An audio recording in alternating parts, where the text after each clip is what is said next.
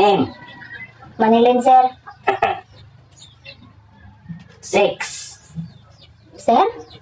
6. Mag 2 years na wala lagi, sir. Walay ana-ana ba? I mean, male or female? Ahaw, klaro hapon, sir. Oy, kanang usahay male, usahay female. Depende sa panahon, sir. Depende sa panahon, sir. Isura ko niya kung interview. Sa pala ka, eskwela ka, ma'am? Ay, sir, kaswila ko. Kinder. Ay, sige, kanina lang. Position. Ah, kanang ini posisyon naman din, sir, pero pinaka the best dito 69, pero mas pinaka-bet na ko ang dog style. Dili na mao ang buot na ko pasabot.